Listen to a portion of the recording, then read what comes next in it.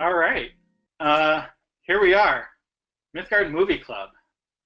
Thank you, everyone, for joining us. We're going to, without really much ado here, we're going to start it off with some announcements real quick first. And Kat, I think you were going to go ahead and start.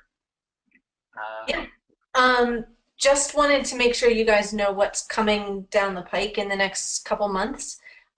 First up is that registration is open for the spring 2018 semester. So if you have not registered or don't know what the classes are, go to that link very kindly provided there and check that out. There's some repeats of favorite classes, but also a few new ones. The part two of the Germanic philology class, which it sounds like everybody who took part one is signing up for part two, which is a good sign.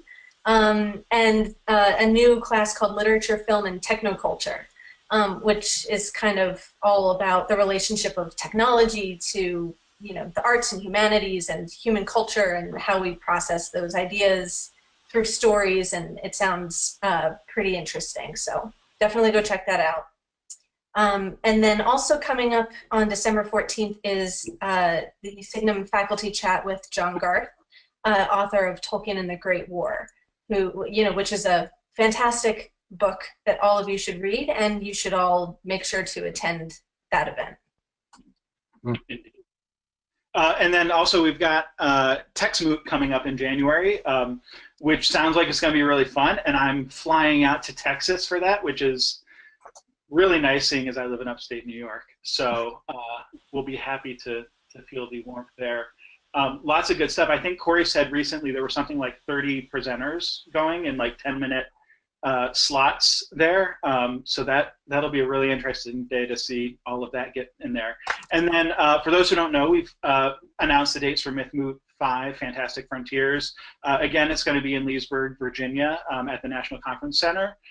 There is early bird pricing going on right now that ends January 7th, so get in there and get your registration. And we just actually posted this week the call for presentations.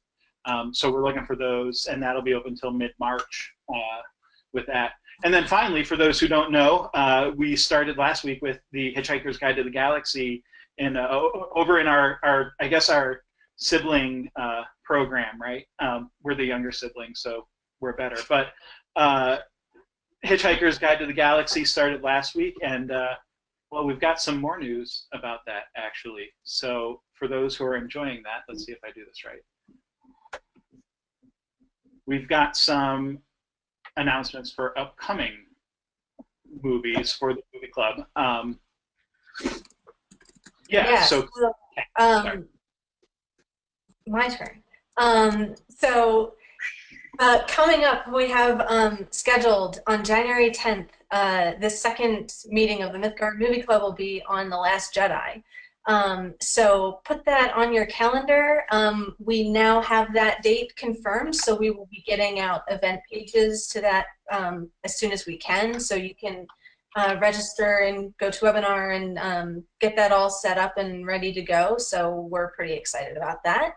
And then in conjunction with the Hitchhiker's Guide Academy series, we realized that it's going to be the anniversary of the Hitchhiker's Guide to the Galaxy in March.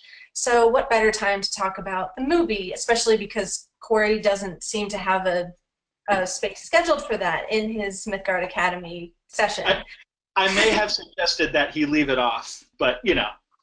Or that. So one way or the other, we're definitely going to make sure that the movie gets discussed. Yeah, that has Martin Freeman in it from the Hobbit movies. So, another little Mythgard connection there. But we don't have a date scheduled, but keep an eye out on social media for that. Oh, and so, sorry, I actually hit the next slide there real too quickly. But that brings into mind what our other upcoming movies for the year. So Kat and I had sort of a brawl the other night trying to figure out what we wanted to do going forward with the movie club, and it kind of worked out nicely. So we're looking at the way we wanted to set this up, as we kind of described in the campaign video when we were talking about it with Corey, was that we wanted to do some sort of what we call structurally enforced diversity. and bringing in both new movies and some older movies and kind of mixing in both fantasy and sci-fi. And so it was really nice looking through kind of the upcoming movies and kind of the most anticipated films that are coming out in 2018. Now, I would apologize for doing 2 Star Wars films, but I'm not really sorry about it, so I'm not going to apologize for that. So, for example, we're going to be doing Solo when it comes out in May. I blame Disney for scheduling them only like 6 months apart. But we also have some really exciting stuff. A Wrinkle in Time is coming out. When is that one? That's like March? Or no, April? That's like mid-March, so like late March, early April, we'll talk about that. Like we'll publish the schedule and everything. And another one that's kind of exciting is Ready Player One, from a sci-fi perspective, which I really enjoy. And then of course we can't not do the next Fantastic Beast film, which I looked and looked. They don't have a movie poster out yet, but we've got the nice little graphic there. So as far as the new movies that we're going to be looking at in the next year, we wanted to pick those. We wanted to pick a sort of a mix of like standalone films and then adaptations. As well as some of the franchise ones, obviously, that we've talked about before. But I'll let Kat describe then kind of what the older movies, why we chose those, and what we're going to do with them. Yeah, so the old movies we have, the posters might be a little small depending on how you organize your screen, but it's a mix of things. A couple of which were suggestions that came in as a result of the fundraising campaign. So any movies that we got suggested there automatically made the cut. And then we just looked at what other ideas we had to try to diversify things, as Curtis said, so that there's hopefully a pretty broad mix of eras, things from different decades, going back pretty far, sci-fi, fantasy, a little bit of horror in there too, to just kind of try to spice things up a little bit. The choices are Predestination, which is a Heinlein adaptation that came out a couple of years ago. Edward Scissorhands, Tim Burton fantasy kind of fairy tale movie from the 90s.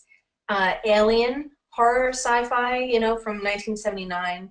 Dawn of the Living Dead from the late 60s, This Island Earth from the mid-50s, and She from the mid-30s, I believe. So we're going back pretty far, and some of these are things none of us have seen, so this should be interesting.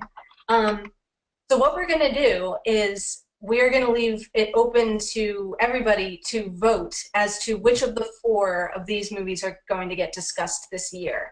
So you'll see that there's a link to forums.signumuniversity.org. If you've not yet signed up for the forum, now is a perfect time to do that. Go create an account, and there's lots of other discussion going on there. So you can go in there. We'll have a post up in the next day or 2 of a poll where you can pick your 4 choices. And then the 4 winners will get spread out throughout the year in between these other big new releases. And that'll be it for the year. Then we'll have our whole schedule figured out. So all the work will be done. So, and you'll know exactly what's coming and when and how long you have to prepare. So. All right. Well, with that in mind, we'll get that post up shortly after the end of this, this movie club event. I don't know what to call it, but anyway.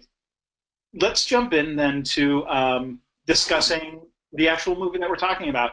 And so I'm just going to move to the next slide because it's got some great quotes, but we don't necessarily even have to start here. Kind of wanted to open it up. I know a couple of you, I think, had not seen it, or at least I know, Emily, I think you hadn't seen this before. Had anyone else not seen it before? Everyone else? I had seen it a long time ago and remembered bits and pieces. But then when I was watching it again, I remembered more. But it was almost like watching it for the first time, a little bit. Sure.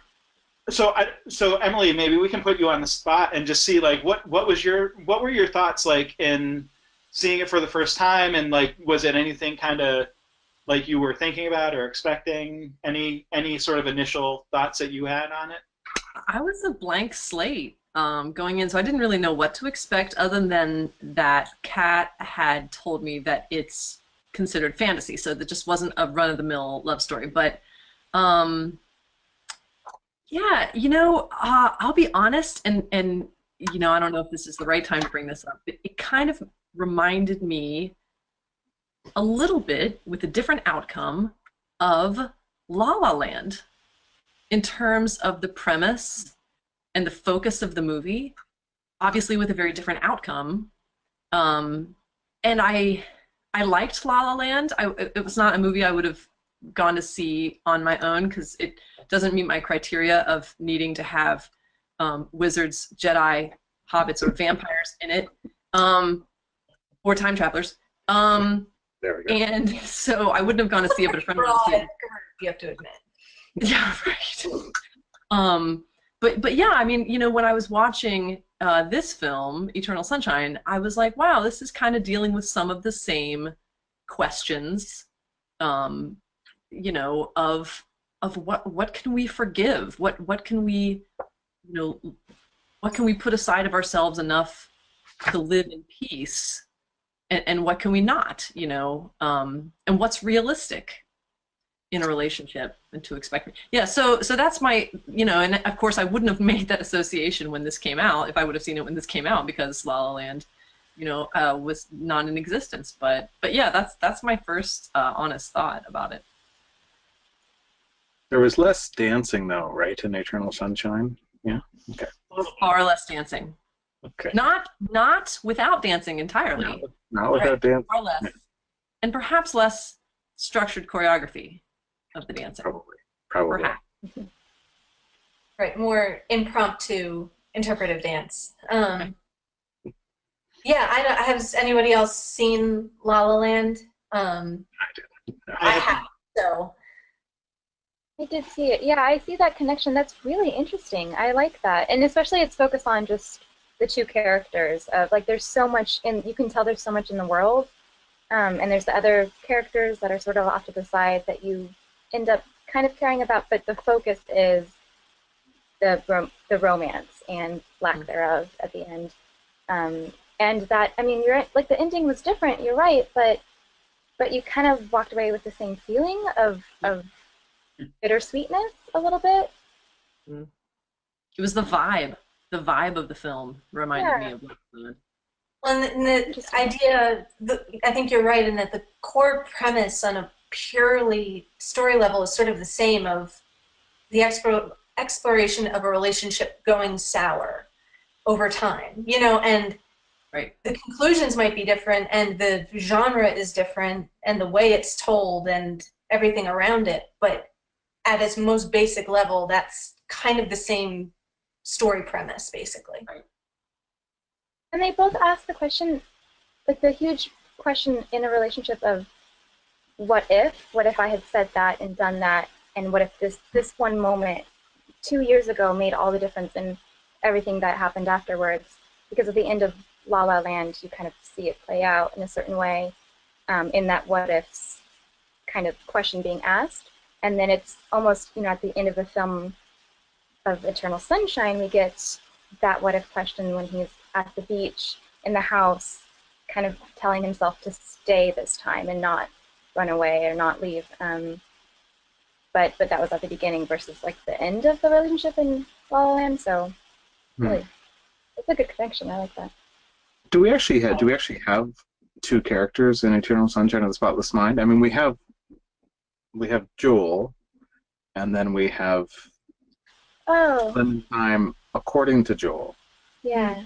Do we? I don't know that we get, except for the book ending. I don't know that we get Clementine, and she's sort of out of sorts. So, but we probably get Mary.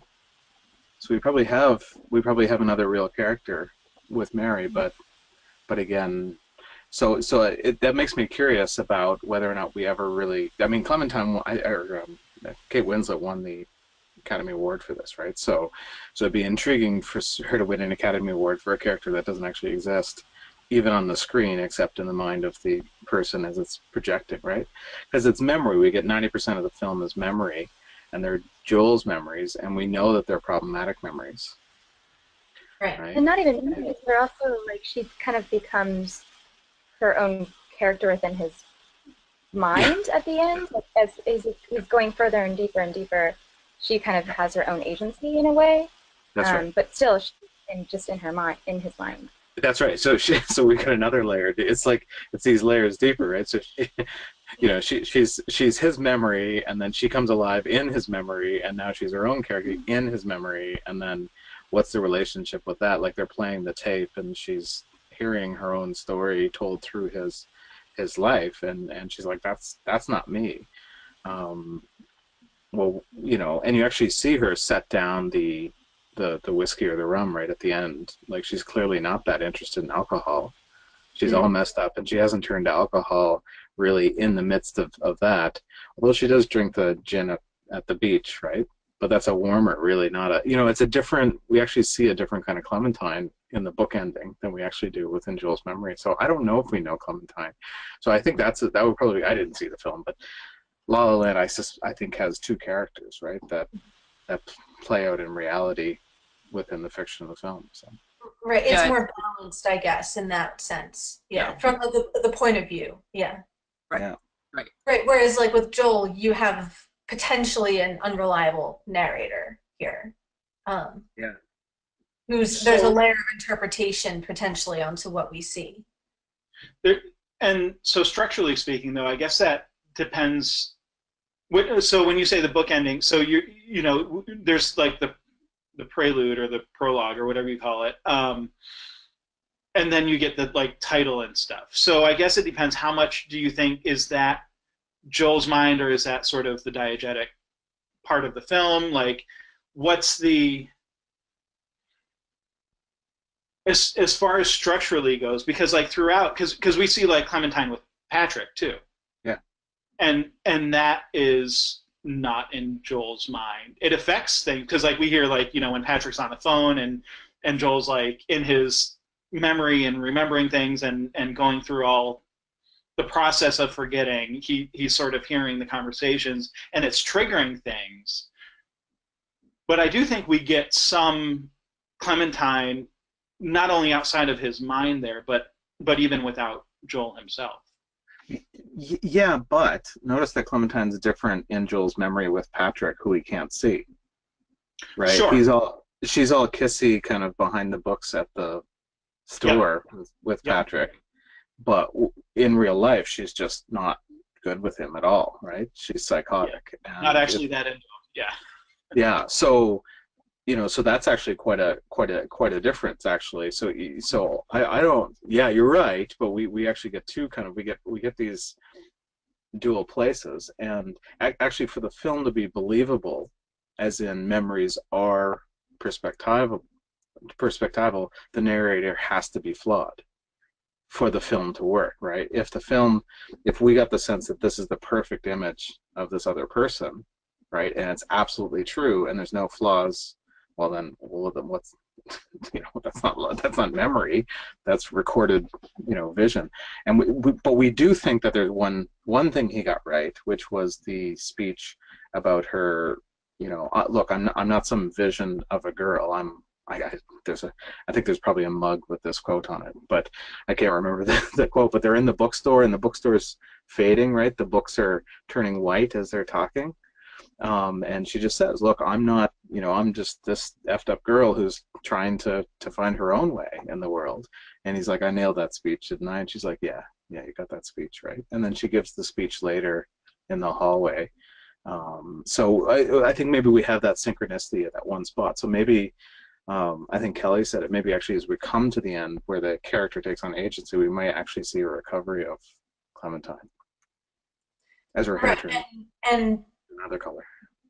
His interesting, so, in his mind or his memory, she says, I remember that speech really well and he nailed it and everything. But we know that that's objectively true because she repeats it later on, right? So this is a thought that she must have had how many times in her life, that she has this line to pull out of I'm not a concept, I'm not perfect. I'm just looking for my own peace of mind, that thing. But his follow-up being, to acknowledge the objective truth of that, as this is the thing about herself she's trying to share. But then he follows it up with, I still thought you were going to save my life even after that. So kind of an admission that, yeah, he understands what she's saying, but that doesn't always stop him from seeing her through his own perspective, or it can't prevent him from assigning her the role in his life that he wants her to play. Which acknowledging it doesn't necessarily stop it from being true, other than to say that there's an acknowledgement that he can't help but see her in that way. Yeah. And that's right. That's how people work. Say it again, sorry, Kelly. Oh, I was like, that's kind of like, there were like little doses of reality in this, like so many in this film, but that's one of them. That's how people, you're bound to kind of view someone through a certain way, how they affect your life or how you want them to affect your life, rather than like who they see as themselves. Yeah. Oh, sorry, go ahead. I was going to go back real quick because we got a comment from one of our viewers here, one of our attendees, Mike Moore, going back to like the experience of watching the movie. For those of us who had seen it before, Mike says, I watched it thinking I'd never seen it, but slowly realized it had somehow been erased from my memory, so it was terribly surreal. It took me almost an hour to be certain I had seen it and not just seen trailers or certain scenes from it. I mean, I've seen it quite a few times. I have a copy of it. I've watched it periodically throughout the years, but like Kelly, you had said you had only seen it like once. Was that, I mean, you remembered having seen it, but was there a similar experience there, or were there pieces where like you just had completely forgotten about, or anything that kind of stuck out at you at this point? Almost the opposite. I had thought, I don't remember, I mean, I think I maybe watched it in 2005, like after it came out, DVD or something like that. And I had the opposite effect. I had thought that I had kind of seen it and walked out of the room and might have come back, or like maybe it's on TV and I like left, but I think like when I rewatched it, I remembered kind of the whole thing, and I was like, oh, I've actually seen this whole movie. Like I sat down and watched it from start to finish because I remember kind of everything that ended up playing out. I'm not sure if there was anything that struck me more this time, like in the sense of like just remembering what happened plot-wise. But yeah, I had totally seen the whole thing, I think.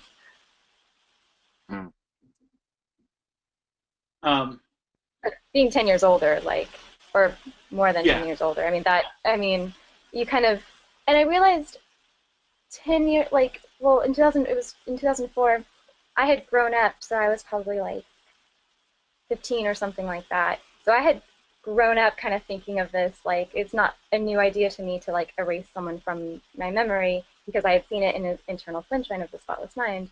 And so I kind of like, it's weird to try to think that like this movie hadn't been around then, and like this idea was very new, because I've kind of grown up with it at this point, if that makes sense.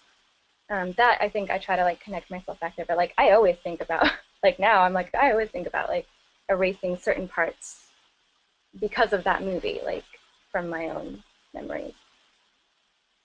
Yeah, I mean, that's, I'm sure, inevitable for anyone who's seen the movie. I mean, 10 years, well, or 12 years or whatever. I can't do math. All right, I studied English. But, you know, between then and now, I mean, yeah, so many different things have happened, and I mean, everyone's just at a different spot in their life. I mean, think about it. There was no Signum or Mythgard then. Like, that's bizarre to think about. Yeah, no, but yeah, no, all of our free time. You were all listening to the Tolkien professor. Maybe, were we? No, this wouldn't have even been a gleam in the Tolkien professor's eye. That's years before. When did those podcasts start? Started in like 09? 08 or 09, I think, is when he started his podcast. And that was recordings of like the lectures he was doing in his classes at Washington College. It wasn't like anything official yet. But yeah. But it is funny from a meta point of view of memory, how if you saw it at an impressionable age, it does, you associate it with a time of life. Like before we started, broadcasting, Emily said, I've never seen this movie. I said, well, I saw this movie in my junior year of high school with my friends we were very super into movies and getting very full of ourselves, would kind of have a sleepover and watch movies for like 12 hours, like on a regular basis. So I saw this in the theater, probably like 17 or 18 years old or something. And many times since then, to the point where there are certain rhythms of the dialogue and the editing that I just know because it's so, ingrained in me. So, and then it becomes part of your own memories. So the story, it's actually hard then to analyze it in a way, because I know it so well, I've seen it so many times that it's, it's sort of like trying to think about your own thoughts. How do you even talk about something that's so personal, Well, that's actually, I think, one of the implicit questions of the film. How do you think about your own thoughts? Or the unasked questions. But I saw it actually in grad school in a movie club, and the month before we had done Babette's Feast, and I think then, which was an older film, and then we did this one, which was brand new. But we didn't go to the theater. I think someone pirated it or something. I don't know, and or maybe it's just new release. And I decided this was a film, and so I actually taught it in 2011 and 2012 to undergrads. And what I did it as, I had the students, they could watch it on their own, but I actually played the film at like 10% faster speed behind me while I lectured, and then I commented on things in the film as I lectured on Abelard and Heloise and Romeo and Juliet.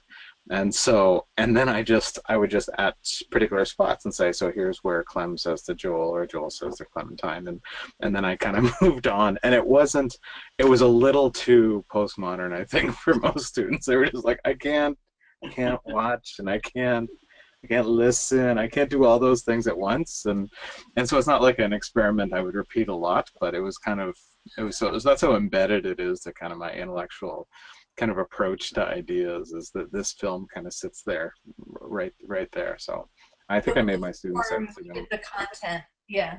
Yeah, that's right. Yeah.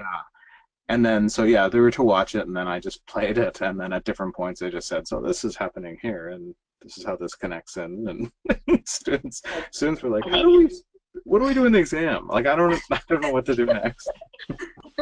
Even hearing you describe that. Because yeah.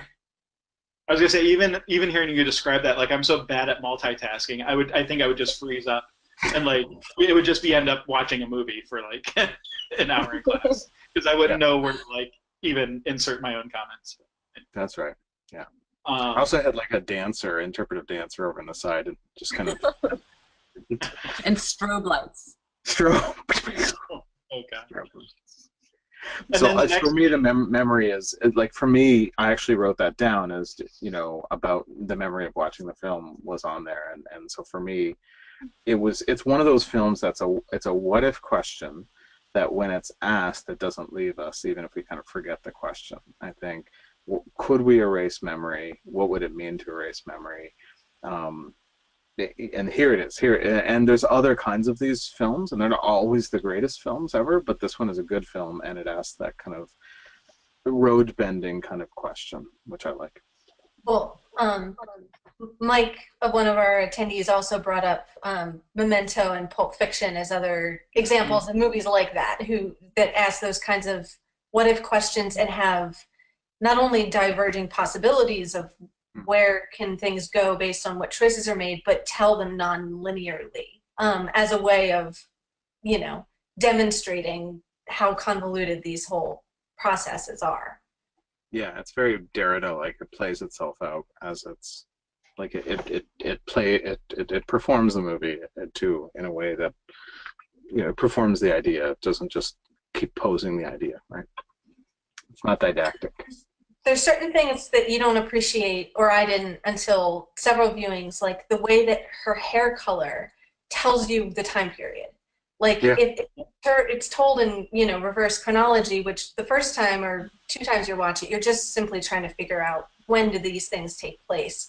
And it's not until later that you realize, oh, it's blue at the end, at the latest period, which is what it is in the beginning, which is the clue. It's the tip-off that this comes later, not before.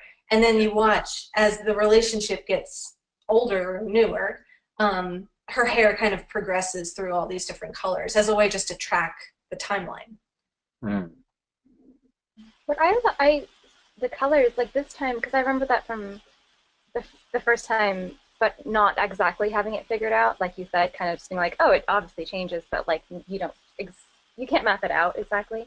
But what I noticed this time was, and I don't know if there's anything to this, but her hair color, as the memories got further and further out, her hair color got, I think, brighter and brighter.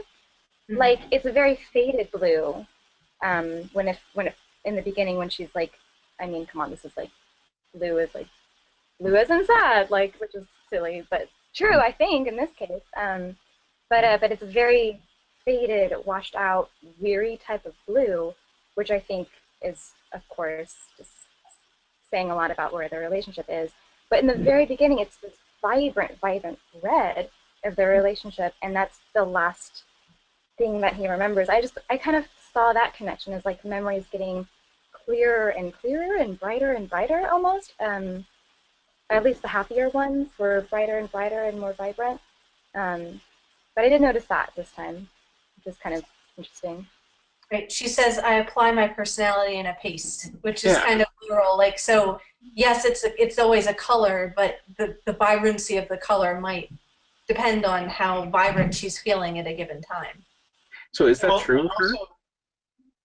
Sorry, I was just going to say also, like, if I remember correctly, like, not only is it faded, but it's, like, grown out, too. Like, you can see it's been a while since she colored it in the beginning. So, like, if she's applying her personality in a paste, like, you get the sense of, like, the very stagnant nature of kind of the relationship, and she's just kind of letting it go. Like, there doesn't seem to be, she doesn't seem to be taking the same level of activeness and kind of, like, presenting herself as maybe she does at other points earlier in their relationship, at least based on how he remembers it. Yeah, or at least maybe like feeling less and less like herself. If herself is the color and she hasn't paid too much attention to herself, then I mean that could happen in relationships too. Or her personality is becoming streaky, or more rooted. Yeah. I don't know. Like, is it true? Does Clementine apply her personality with a paste? I don't know. Like, actually, I don't know the answer to that. Like, he says, no, I'm sure that's not true. She's like, how do you know? You don't know me. And he's like, I don't know. I'm just a nice guy. Leave me alone, right? So this is and I actually didn't know. Like, I wonder if we're pressing too hard on it, too. Like, I didn't know, except, like, the draft of the screenplay that I just found on some pirated website online. Actually, the drafts are actually, like, they're not the hair colors, but blue revision, pink revision, yellow revision, green revision, and goldenrod. So they actually use these colors, and but I can't find the pattern in these things. I don't know what the answer is, and whether or not, like, she's more kind of blue, you know, like near the end of the relationship and in the beginning of the new one, or not, right? What Kelly said. So I don't know if it's true that she applies her personality with the paste. Or maybe we all do. She at least makes an effort to. I've never been one to like always change my hair, but if you are someone, I think, who makes sure that you do kind of do it with her. Well, I actually don't know because I'm not one of them, but it seems like Clementine does it with purpose. So it seems like even if maybe Joel thinks, well, maybe you do, maybe you don't, she's saying, yes, I do. Here's why I do it. So she has a reason, and I think near the end of the relationship, the reason maybe left her. Well, and you get a sense, not related to hair color, but you get like, is it Joel's friend there who says, you know, she erased you from her memory on a lark, basically, right? Like you get the sense that, like, not that it's not purposeful, there's definitely purpose behind it, but that like her purpose changes maybe frequently and, you know, without much external, you know, notice of what the logic is there to the change. And it's, maybe it is her personality, but it's what she's feeling right there and then, and not necessarily what, you know, it doesn't have to be logical to anyone else as long as it's like kind of her, how she feels and thinks it reflects upon her personality in that particular moment. I mean, maybe it doesn't need to be any more insightful than just that. It's just that's how she feels. She feels like having red hair, and so that's what she has. And yeah, that could be right. The transience, like she says, you know, at the end of a couple of years, I'm going to be bored with you or whatever, and you know, yeah, you change your hair color, you change your life, you change your partner. I think that's her. And she, okay, well, do they get to keep the lessons that they learned, even though they can't remember any of the things? I mean, someone has to ask one of those questions, right? Right? So the Mary character just can't help falling in love with the Doctor character again and again and again, and like you could get this kind of, like they could just keep doing it, and she'll just keep falling in love with Howard. Yeah, who Wilkinson does a lovely job of, I thought. That was a really kind of sweet character of his, and so she keeps tragically falling into this hole. Well, so is she? So there's things she's keeping, and there's things she's losing. You're losing the memory, but she's keeping something below the memory. Are we supposed to walk away and say, okay, well that's fate, or is that biology, or is, you know, or things just destined, or is it that we actually learn? There's things that we keep that are sort of beneath the level of memory. Yeah, I want to know what they did with the tapes. What the two main characters did with the tapes. Did they keep the tapes? I would throw mine away. Are the tapes? I would throw mine again. Yep. It's a bit bad idea. There is a sense that I think Mary's story is the kind of proverb that without the memory, she does keep making the same mistake. And maybe that's a very simple moral, but I think it's one that's easier to say than to actually do in your life, to learn from your mistakes and to realize the importance of even your failures and your flaws. And without that reminder, Mary goes back to the same, you know, back to the same well that is just as disappointing as the first time. And the change, I think if there's hope for Joel and Clementine, it's that Mary gives them their tapes, not that they should keep them. Like Emily's saying, maybe the healthiest thing is to destroy the tapes, but at least the knowledge of where we've been and the choices that we've made are necessary to not keep going back to the same places each and every time. Well, and that brings up an interesting thing because, like, so one of the ideas that struck me this time around was the idea that in order to go through this memory erasing, forgetting process, they require you to remember everything. So it's like in forgetting, you have to remember. And, you know, the first part of the process is talk about the person that you're trying to forget. Like, tell me everything that you remember about this person. And then it's collect all of the relics and, you know, whatever of the relationship that you have with this person and bring them in. And then it's literally going like memory by memory through your brain to erase it all. So like there's multiple steps of like having to go through all this memory process of it. But then what's kind of interesting is then the Doctor, like they keep these files, right, of all of the memories. They keep the tapes. They keep presumably the stuff somewhere. I don't know. And, you know,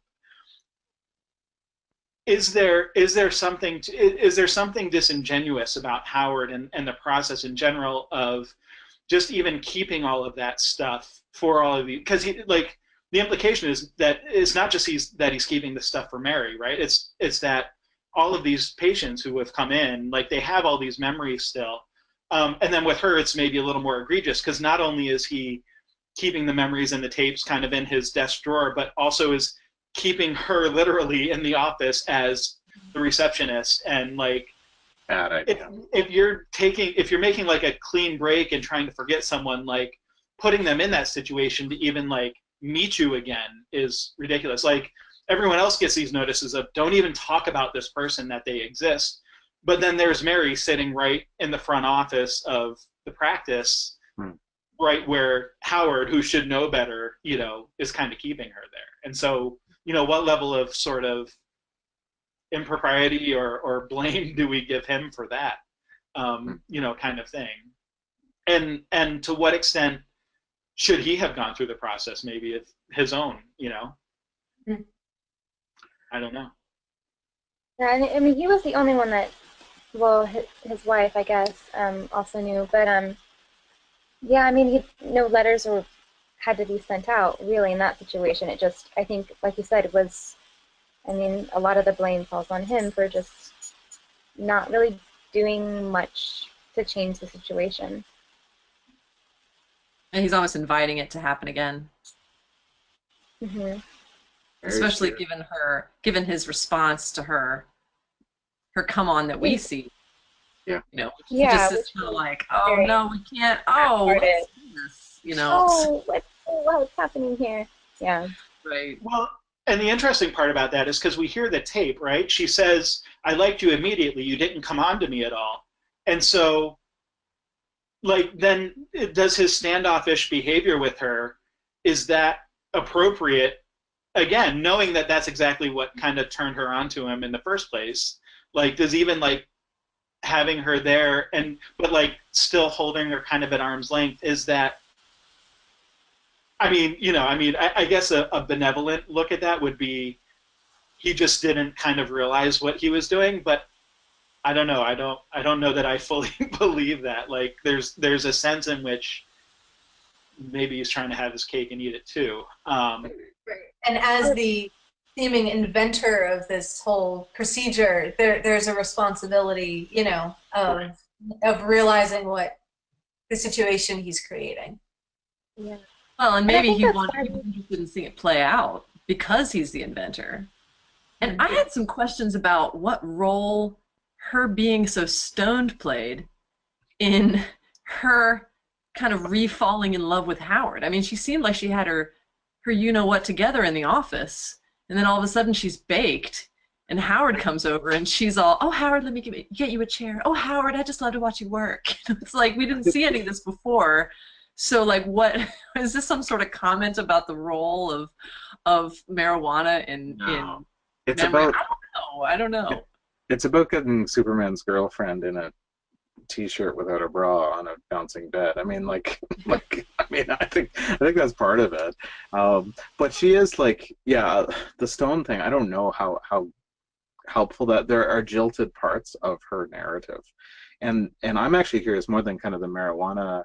Like, there's the divided self with her keeps kind of coming up, the pot and the high and not high, the boyfriend, the not boyfriend, the hating the creep character by Elijah Wood, and I can't remember any character. I can only remember the actors' names.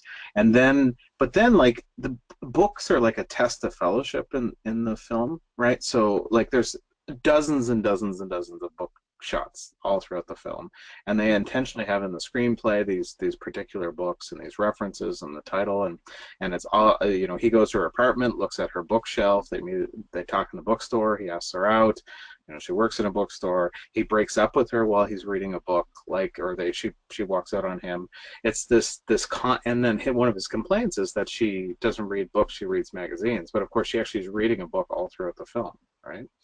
And so books are this kind of test of fellowship, and she knows this, Mary knows this, and so she goes to Bartlett's quotation, and instead of reading, Pope Alexander Pope, instead of reading, Nietzsche, she just kind of plucks out these kind of sunshine moments from the past, right? And then it's on the screen here, I think, I think Howard will be in Bartlett's one day, right? You know, these quotation moments, right?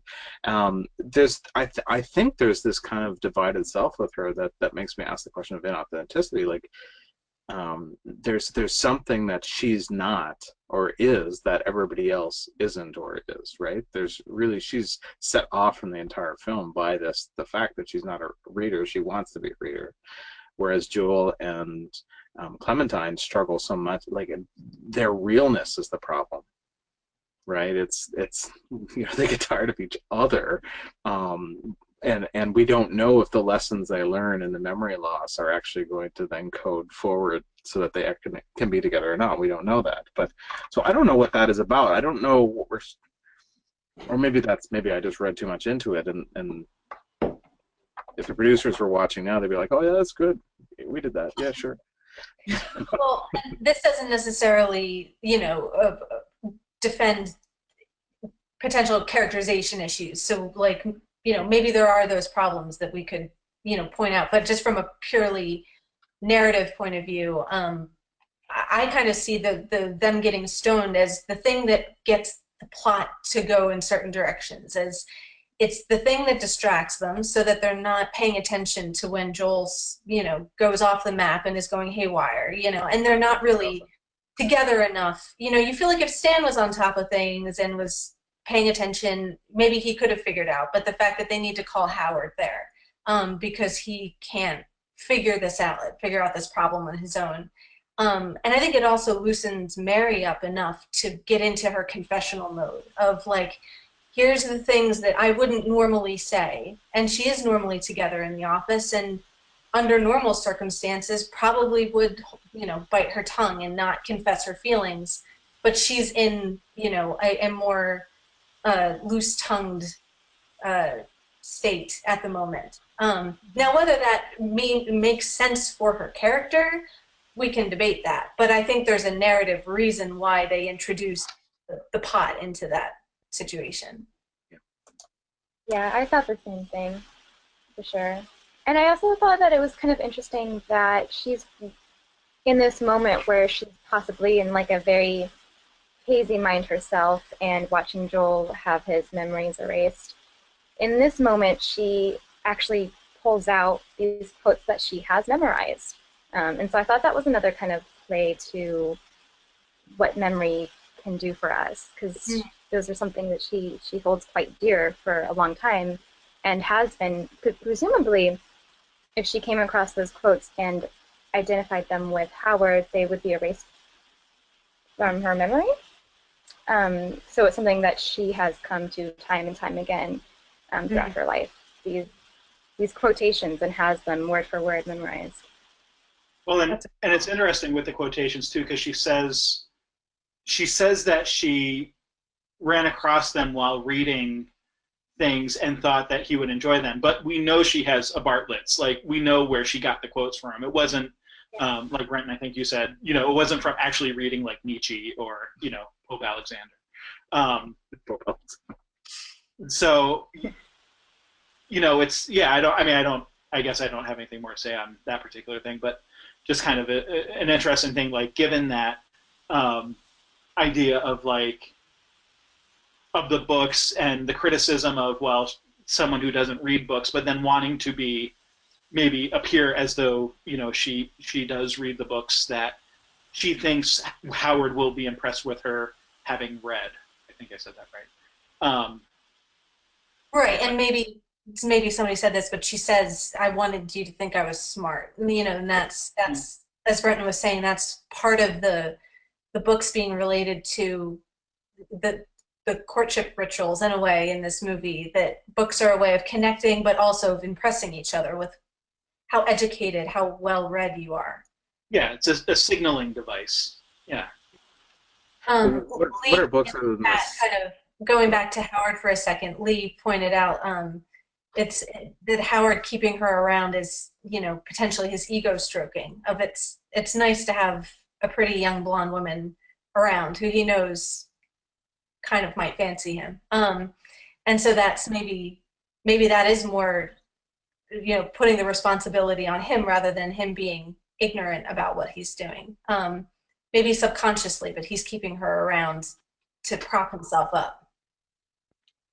I think if that's the case, that's a really neat irony, because the confidence of the film, that from the confidence of the scientist is that I can identify and eradicate memory. Right? We can take a string of a person's life and reduce it to a few thousand points of data, and then we can remove those points of data, right? But if he's acting subconsciously or unconsciously, and these patterns kind of keep recurring that are out of his control, and ultimately lead to some pretty serious HR problems at the end, if not actual, plus loss of family. I mean, his business is trashed, and now the secret's out for all of these couples. It's not gonna be a good week for Howie and the office, right? So, I mean, that these things are inescapable for him is really kind of intriguing. If we think about the structure of memory, you would have to erase not just the memory, but remember there's also memories of memories, right, that are in the film, right? And they're going after those too. And so you have to get memories of memories, and then there's some sort of regress where it must be soft enough. And I think the film suggests that somewhere in that regress, the memory kind of sticks. Right? And so the arrogance of the scientific approach is actually really undercut, I think, throughout the film, as much as the philosophical question remains open. Yeah, and that's, I mean, I think maybe, Kat, it was in some of the notes that you had put together just in preparing for the discussion around, just even the technology, it's interesting, here we have a movie, this isn't one of those movies where it's you've got this new technology that's funded by Stark Industries with billions of dollars in backing, and nice clean laboratory and artificial intelligence, and all. It's down and dirty. And actually Mike brings up Howard is barely keeping his business together, and these employees are the best that he can find. They're not just they're not top of the line recruited from Johns Hopkins University or something. This is, and they have they have a coupon, right, that came out at Christmas. Fun day, yeah. Right, and there was I'm sorry, that special that ended in the new year. I'm sorry, that special, what that came from a Super Saver insert in your local newspaper or something, right? Probably a free Metro News thing, right, out in the street. So yeah, and it's just some it's on the corner of a building of row houses and stuff. It's just kind of a converted home or something. It just barely is and it looks like a vet clinic. It's right. It does. It just and I think it's interesting that he's not arrogant. That's what I mean. Kaufman's genius at the juxtaposition, right? So you have this. Oh no, we can erase all these memories. It's not a big deal. This won't be a problem. We'll just mail people a card that's printed on dot matrix, printer, and it'll be fine. Nobody will worry about it, right? And then it's done, and I'm I think it's what they need. They need to make friends who know how to logically think. Academics, they just need some logical thinkers to help them think through their program before they open up another shop. I think so. Right, and Mary's printing out labels as she's answering the phone and dealing with the customers, and you get what a probably a 5-man operation the whole thing is. So two things with that. I think one thing we can anybody pick this up where you want to go with it. I think that's all this kind of low tech stuff is reflected in the filmmaking itself, that I think today, or even then, but in the hands of a different filmmaker, this could easily have been Jim Carrey in CGI world.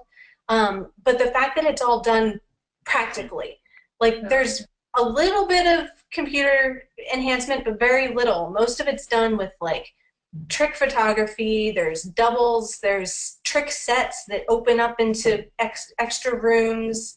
They're using pens on film to erase the white books, right? You can actually see. We put it on 10% speed, and you can actually see the thing move across the screen, right? Right. So it's all this kind of lo-fi, nothing you can't do without an editing machine and your own the technology you can use with, you know, with your own two hands, basically. Or what you can manipulate on set. Like when Jim Carrey's a little kid, it's, you know, forced perspective. It's the same stuff that they make Hobbits with, where you literally have one person farther away from the camera and you have a big table that makes it look like they're small, but they're not really. You don't even need a blue screen when you just know where to put the camera, basically. So that's one thing, is kind of the way the filmmaking reflects that. But then also, Johnny in the chat wanted to get people's thoughts on the fact that this movie is set kind of just prior to the real social media boom, and how much would that have changed the story? That, like, maybe there's a couple cell phones, you know, very basic ones, but basically this is a world and a story that lacks the kind of technology that now is just ubiquitous for us. How might that have changed the way the story went? Is this story kind of dependent on that? Because, you know, as he kind of goes on in this question now, if you're dealing with memory, well, so much of our lives are recorded. And so you don't have this same debate about subjective memory when you can pull out your cell phone and take the Facebook video that you did last week. And so that very much affects the story and the way that it's told. Yeah. Yeah, imagine this film by producers of Inception or Doctor Strange. Right. It would be very different. Yeah. Or 2012. Sorry. No. That was awful. Forgot about that. Yeah, you should. I don't want to imagine. No, and I think it makes it kind of special. I don't think a lot of other, you know, directors, you know, Michel Gondry kind of is known for this kind of thing, using camera techniques that are unusual, and I think that makes it look not quite like anything else. You know, It really very does. few people would have made it the way that he did. Yeah, it really does look like you mentioned the Inception, and that is like also dealing with the mind and dreaming and stuff like that. But those are sort of like, it's a different type of dream, like, because what we see in Eternal Sunshine of the Spotless Mind is kind of memories feeling real and emotionally feeling real because of the cameras using like just traditional techniques. They feel more like dreams feel, rather than like this kind of new exciting thing that dreams can do, like you see in Inception or something like that. Did he? He also did some sleep. Oh, sorry. No. Finish what you're saying. Yeah, Michel Gondry did Science of Sleep, right? And I am trying to remember. I did see that one in theaters, and I really liked it. Did it also use a little bit more CGI by that time? Because I think that was 2007 or so. That's my memory of it. That's my memory of it, but I haven't seen it then either. So I would have to go back and revisit to see, did he get more into the, because I mean this is kind of before that became quite as easy as it is now too. So maybe it's just a virtue of when it was made. Mm-hmm. Maybe it's intentional. I mean, like, maybe it's that performance piece that we talked about. Did the Velveteen Rabbit book quote get into the film? Not that I know. So remember, they're under the covers, and he says, "Oh no, I want to keep this one memory, right?" And so she starts crying. She's like, "I can't believe I'm crying already." Well, there's a piece that's cut out of the film from the script, and it's actually a reference to the Velveteen Rabbit. Do you know that story? It's about actually this little rabbit that wants to be real, and it's the whole question, or this teddy bear that wants to be real. And there's a whole question of reality, and so in the end, it says, well, reality takes a long time. That's why it doesn't happen to people who break easily or have sharp edges or who have to be carefully kept. Generally, by the time you are capital R real, most of your hair has been lopped off and your eyes drop out, and you get loose in the joints and very shabby. But these things don't matter at all, because once you are real, you can't be ugly except to people who don't understand. And I wonder, I mean, I think it's a loss that, I mean, it's too long for a film, I understand, but they could have read it, I think, and it would have fit the film. And I wonder how much of that is that reality question that I haven't quite worked out with the film is about that. Certainly for Clementine, that idea of beauty, you know, or the idea of the who she is, the reality of who she is, that really works relationally, which is that they fall in love with the people because of who they are, but they're actually largely who they are at the end of the 2-year relationship still. Like they actually don't love the people who they are because of who they are, but if they actually fell in love with the people of who they are, if they change, they actually lose the people they fell in love with. And well, I don't know if that made any sense, but like that question of reality, to be real to somebody, to be beautiful to somebody, is actually to be loved out of beauty of one kind and into beauty of another, I think. So I think that's interesting. And so to me, the film, the ugliness of the film, the contrast of light and bright, the softness of edges that kind of fold around the side, I think that's really kind of a cool feature of this film. Besides the lo-fi kind of, chic, stuff, Mm-hmm. I mean, as if somebody's, all their memories about a lover can fit on a 90-minute two-sided cassette tape. Clearly that's a visual thing. So yeah. That's interesting, like thinking about what's real and what's not real, and that quote from Velveteen Rabbit, of being real when, I mean, you're understood and seen, not in the beauty but just who you are. And it works on so many different levels, but one of the things I thought of was maybe that's why we have the Patrick character, the Elijah Wood character, with her, in a sense, because he's fabricating the whole thing, he's manipulating the whole thing. It's not real, and he wants it to be real so badly. Like, to him, it's very real. He has a girlfriend. He has a girlfriend? He has a girlfriend. Like, in his head, I think it's much more real than it is actually in reality. But what we see between Joel and Clementine is that sort of rawness, that realness. And you can imagine him saying that quote to her and meaning it. But of course, if Patrick said it, it would have no meaning. There's not that sort of understanding her, or even really trying to. He's just trying to get her. And so you've got that kind of parallel or contrast, I guess, in talking about what's real and what's not. Yeah. Yeah, so we kind of touched on it before, but the whole stereotypes of the manic pixie dream girl and the nice guy syndrome. And yeah, I mean, I guess, so, I mean, I've seen, in the very little bit of research I did, I've seen multiple characters from this show held up as both examples of the stereotype and as subversions of it. So I guess I would just throw it out there, based on just these descriptions that I found on, I think, Wikipedia and then a Wikia site, and then a couple of quotes that I picked out. But happy to open it up to like broader discussion of like, what do we think? What characters do fit this stereotype? What don't? Do they do the same characters at different times, or even, as Brenton pointed out, like, does the Clementine in Joel's mind fit one way and the real life Clementine fit another, or just what are your thoughts about that? Opening it up to whoever wants to speak first.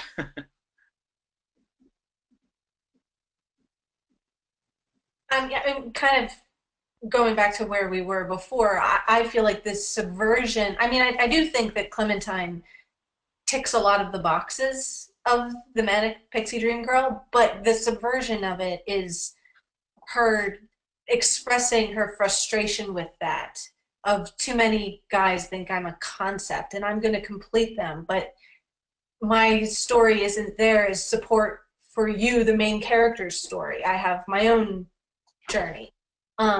Now, as I said, Joel might understand that intellectually. Does he understand that at a deeper level is less clear, or completely contradicted, but at least it acknowledges her kind of experience with that stereotype and the way that she's kind of flagging him early on. I've seen this happen before, and I'm letting you know this is how I feel about this. So I do think it's like, whatever way that it conforms, it also kind of lampshades it, to use another trope. Yeah, I can see that. I don't know if Joel considers himself like the nice guy, if we were going to talk about his stereotype, or but it's so funny because in the very beginning of the film, when we see them on the train, she automatically does, right? So she's kind of interestingly enough, she's the one with all the concepts in mind, I think. Like, I'm telling you I'm not a concept, but I'm going to apply one to you right away when I meet you. It's kind of like her own. It's kind of all in her head more than any of the other characters we see. She's the one kind of obsessed with these constructs and Yeah. placing people into things or unplacing them. Yeah, I mean, it's a bit pop psychology, but I mean, she's distressed in herself, right? And if we're to believe the narrative that's presented for us, she's the one that's divided in herself. You know, well, how do you know? Actually a vindictive bitch, right? And well, no, I'm not. I like that you're nice, and like she's the one that's caught in these worlds. She's the one actually who reads the Velveteen Rabbit quote in the script, and then she cries, and then they make love under the sheets, and that's for her kind of this moment that comes together in the script, this kind of moment that brings it. That's why Joel doesn't want to lose it, is because he knows that he's gotten her, right? But are we ever just kind of one thing? Like, are we ever concentrated wholes? Isn't it unrealistic to kind of imagine somebody to be, oh well, that's the stable centrifugal reality person, my friend, my lover, my child, my parent, right? And that there's no kind of wings on the outside that clip us as they move in orbit. I don't know, and so it seems to me that so I don't know if her self tension is actually realistic or helpful, but it's certainly something that she experiences. But we don't discover till the very end that he does too, right? Like his reactions to her are all fear based, and they're actually about a sense of the loss of the self for him too. So he hides it behind books and serious face and a 3-day beard, but it's actually for him a reality. Why didn't you come upstairs after we broke into a house together? Well, I think there's a few good reasons why, but the reason that he gives isn't a good one, which is I was afraid, right? And I think we have those two knowledge points that happen in the dreamland. I just don't know if they get to remember them in the years ahead. One other thing that strikes me is I think we're prompted to contrast Clementine with Naomi, who we never see or meet. We only get through references from Joel. And I threw a quote in here from right in the beginning in that little prologue part of him thinking, or like the overdub of him saying, maybe I should get back together with Naomi. She was nice. Nice is good. She loved me. Yeah. The subtext for me being that he didn't love her back, but also the description of nice, which is like that's him using the word nice a lot, right? And the description, of course, in the whole nice guy discussion of her sort of putting that on him, or Clementine describing him that way as well, and just kind of thinking like who is this foil that we never actually get to see? Like what is there, and is there a certain, does that sort of reveal a certain transience in Joel's character that is actually maybe more parallel to some to some of the more overt transients, like the hair color and changes in attitude that we see in Clementine? But does his desire for something different and exciting and a manic pixie dream girl show that same kind of thing that we kind of see overtly in her, but then gets turned around to say, she explicitly says, I'm not that, I'm this other thing with my own intentions. And what is sort of his desire there, and the thoughts of, just again, that he's maybe not as different in some ways as he's portrayed to be. And then the illusion of that, of is the fear, the unwillingness to embrace that sort of transience in the same way that Clementine does. Mm. Right, and he goes on about how non-impulsive he is, and yet he's with somebody else and is, exploring this house with Clementine. And so, right, like what kind of more impulsive or, more passionate, desire does that kind of indicate in him? And even she's kind of like, I'm not getting whatever you've got going on. It's not a marriage, whatever it is. It's like she knows there's a story there. There's more under the surface, but she's not going to kind of press the point. And in terms of illusions too, okay, if there's a foil that we never meet, is that like Juliet and Rosaline? It's the lover that's off stage that he kind of starts the story thinking about and wondering about, but we never actually see on screen. Or on stage. We just see the central tragic romance. Yeah.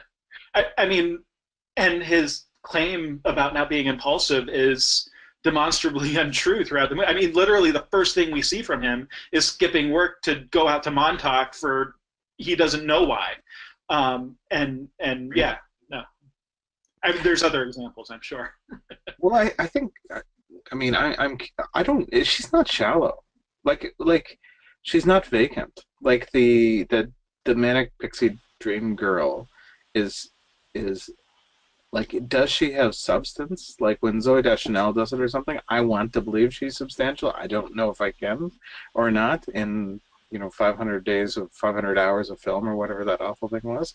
But it's like I want to look Hitchhiker's Guide, like Zooey Deschanel. So sure, but Clementine she's not vapid, right? And so whatever else she is, I think there is that content, Joel, oh, well, I'm not this kind of person, so therefore, I'm not going to do this. But he's living in tension with it all the time. And she's like, well, I'm not this, or I am this. And she's living in tension all the time.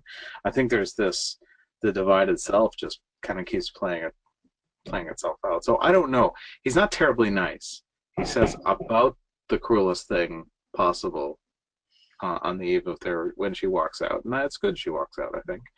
She probably shouldn't drive drunk and wreck his car and kill children or whatever she did. But, he says about the worst thing possible. And before that, and questions her ability to be a mother. Yeah, that was helpful. Not smart. On a good day, too. It is true. It's not smart. Yeah. She is terrifying. I mean, she's a little terrifying when you say the wrong thing, in his mind, in this character.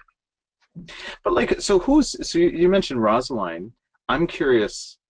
So when he says, remember he's in the Montauk Cafe and he's trying to see the book that she's reading, and she puts Bombay Jim into her coffee and then kind of gives him a little wink, and then he goes back to his drawing by himself, right? And he says, why do I always fall in love with every woman, right? And it's sort of, so where was that line? And it took me a long time to find it, but it's near the end of The Elephant Man, the original book, when he's in the hospital and he becomes this superstar in a London elite, and they come in, so these women come in into his life as this show, like this moment, and they visit him for half an hour and then they leave, and he falls in love with each and every one of these women. It's actually the line in the film, and I'm curious to what extent, in the way that book asks that question of the interior and the exterior, the human and the savage, I think is the language that's used, the human and the monster, right? In what sense that's playing out in this particular film as well. I mean, not to mention Heloise and Abelard, which is in the title, but I'm curious. That makes me curious. And has anybody read I probably shouldn't do multiple questions, but has anybody read The Red Right Hand by John Towsley Rogers, which is referenced throughout the movie? Yeah. No. I didn't either, and I could. But there was I have a quotation here from it. One of the reviewers said it's a book about memory that brings you to the very core of madness. Sounds appropriate. Yeah. And it comes in the context in the script of, I don't believe the soulmate crap anymore, as Clem says. Patrick says so many great things. All the Patrick lines are taken out in their relationship that were in the script, so that Patrick's actually scrubbed, except for that one visual moment between them two. Patrick says so many great things. We like the same writers. This writer, Joel Townsley Rogers, he turned me on to. And then Joel says, yeah, he's one of my favorites. It's one of the oddest locked room mysteries I've ever encountered. But, so I want to read this. Maybe I know everything then, but it's like it's the only book that's referenced in the thing, except for Velveteen Rabbit, and they're both dropped. So clearly Kaufman loved this. Whether or not it's actually important, right? I don't know. Well, and on that theme, just for future viewing, either maybe in this movie club or just people go check it out.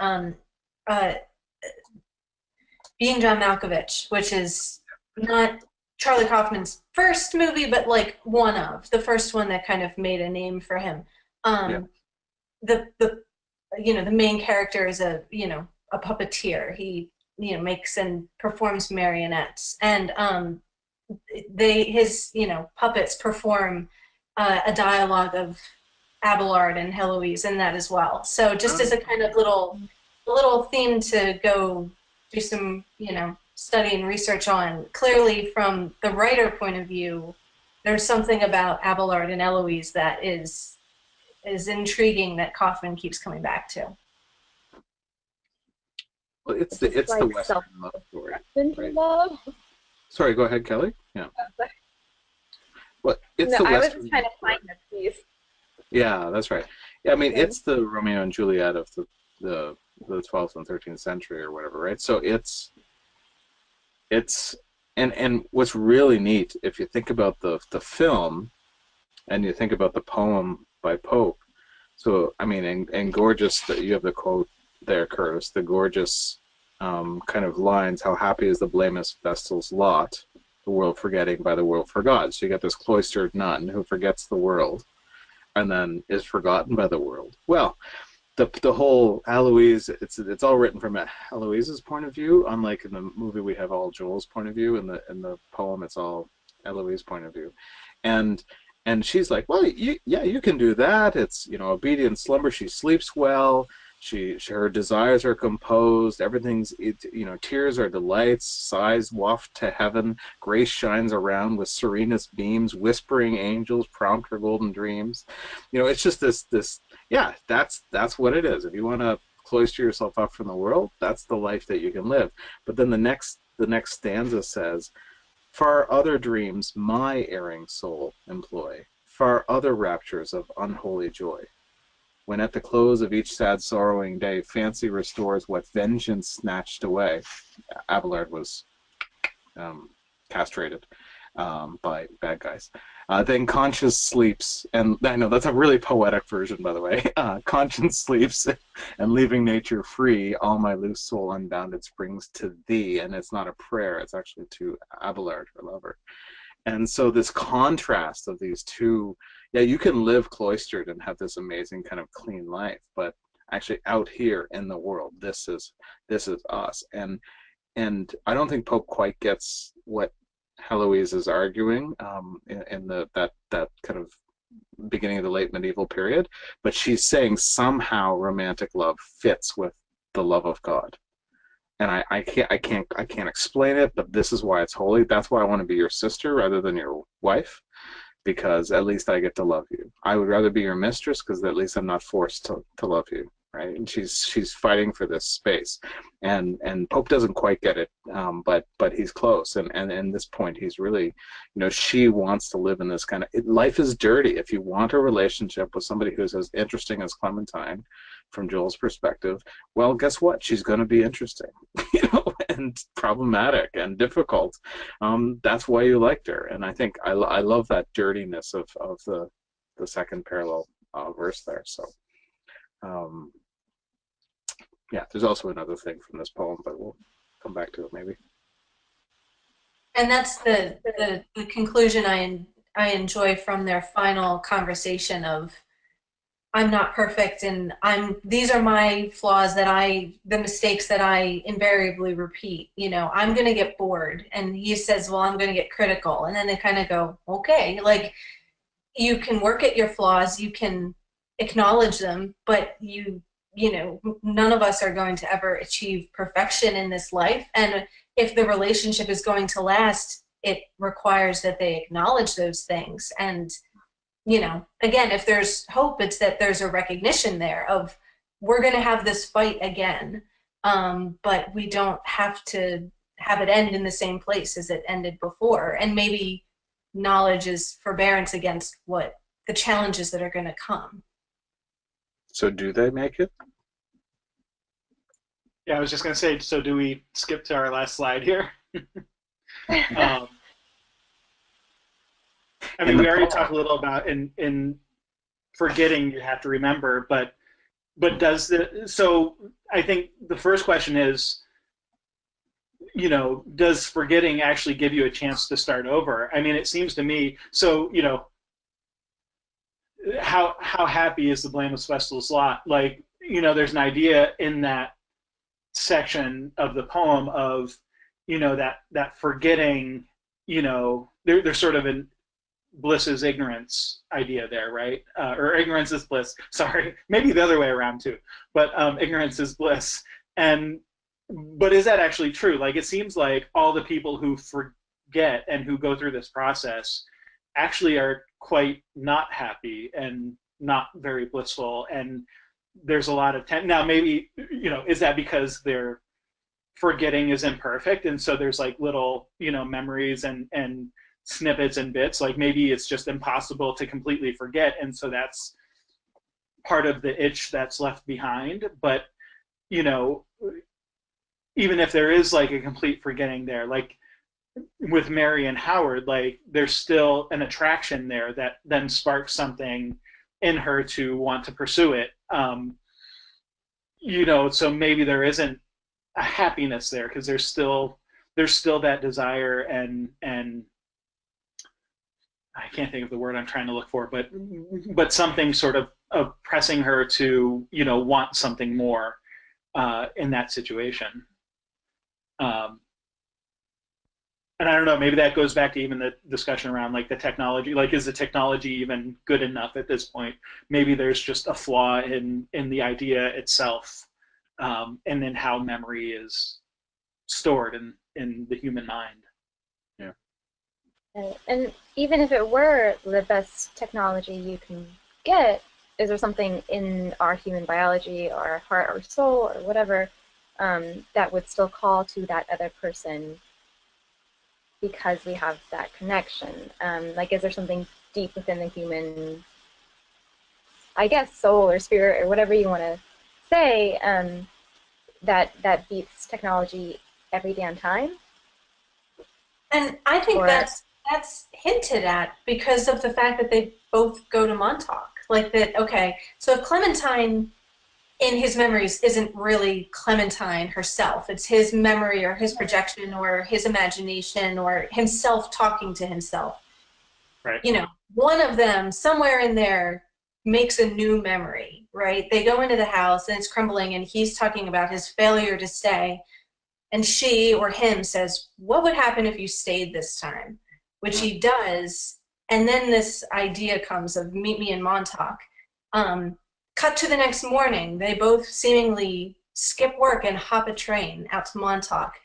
Yep. The implication being she had the same idea. Maybe, I don't know, maybe through the same process of erasing her own memories came to the same conclusion. She's 3 or 4 days behind him. Like that's what makes the synchronicity of it interesting. That's a good point. Right? Yeah. She's erased herself on Friday and he's on Wednesday or something. Oh, has she been going to Montauk for like 3 or 4 days in a row? Well, she should have remembered Mittens. I mean, frankly. Of all the, like, but she says, you know, what if you stayed this time? Let's make up a memory, right? And that's, I mean, that's what gives me hope in the film. Like, and I know you guys have a conspiracy theory that you're about to expose for us all, but the, you know, which is going to wreck everything, maybe. That's what gives me hope in the film, is that if they can come to understand that actually it's them that they love, not kind of the idea of them, then that's interesting.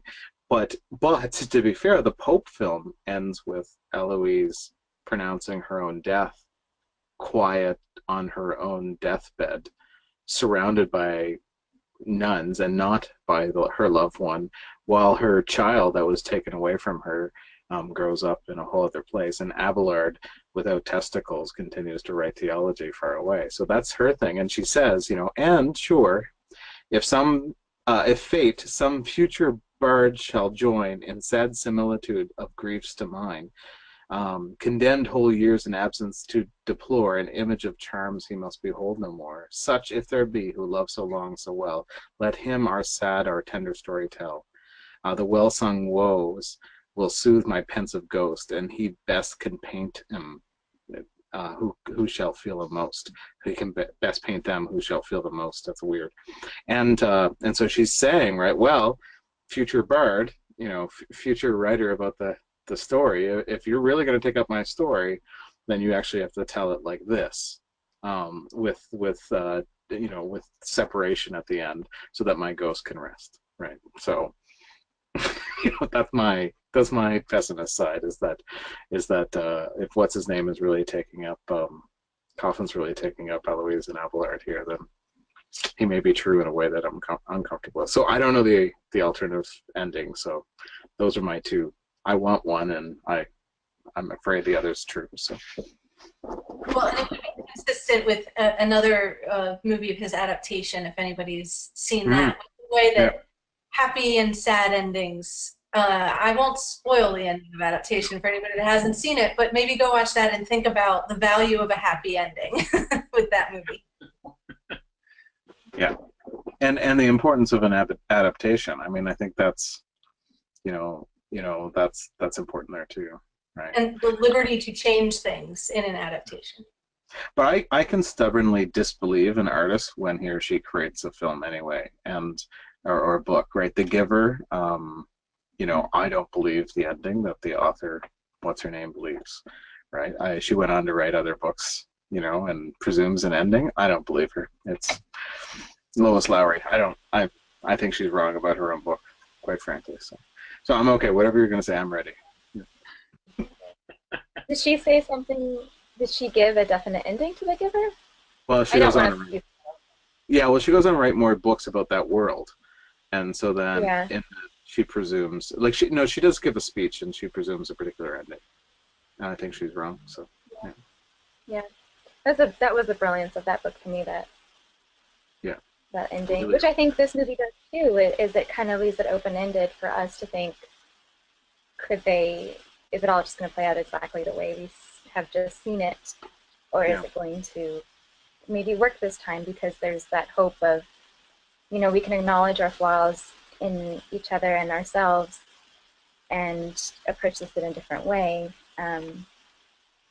or you can try and it might just be the very same thing. The very last scene, they were running through snow on Montauk Beach. So is that real, or is that a memory? Just to say. Right, he's dragging her through the snow to try and get her away. It's they're wearing the same clothes.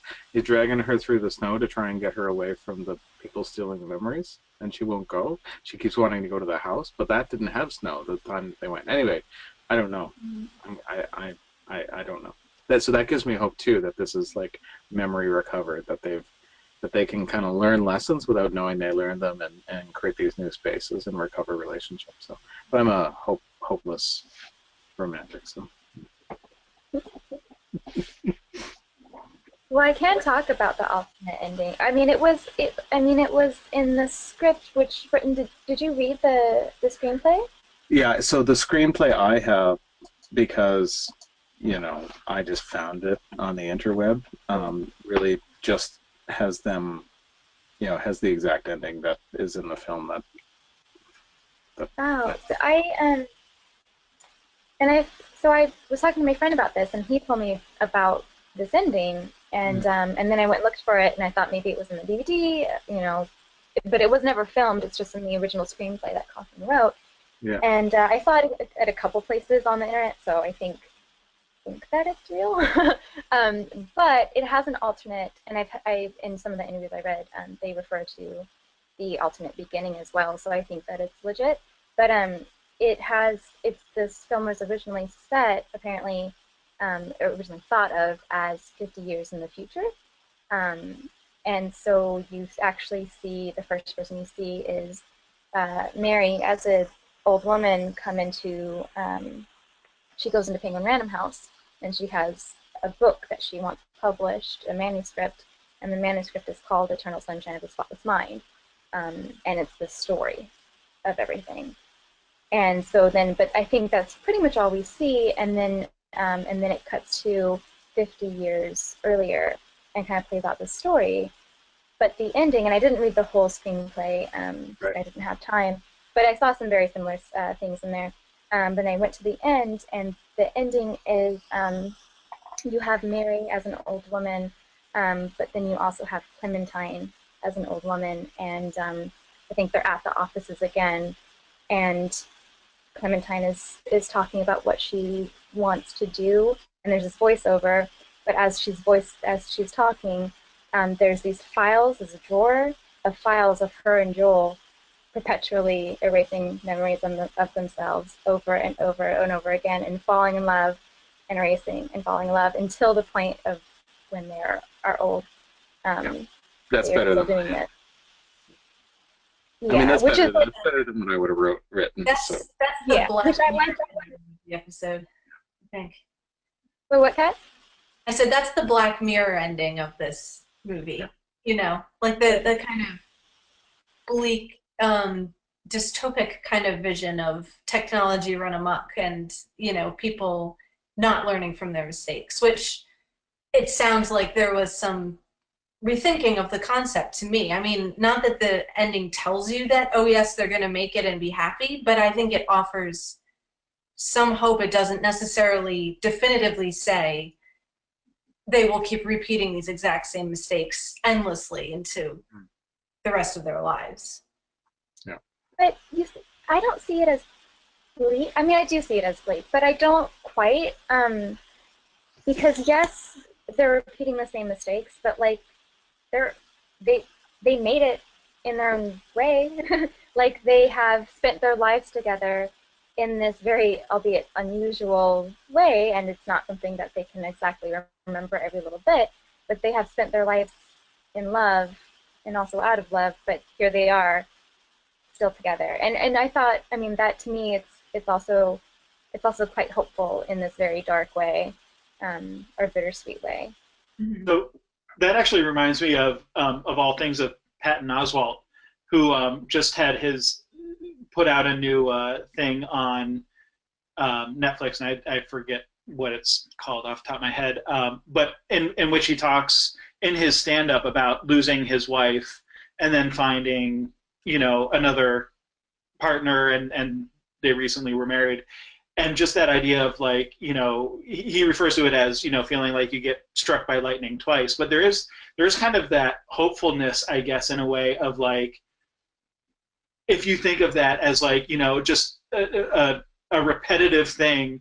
I mean, getting struck by lightning, 20 or 30 times over the course of a lifetime, by falling in love over and over with the same person, there is a sort of hopefulness to that, even though, yes, they then fall out of love and want to forget each other again.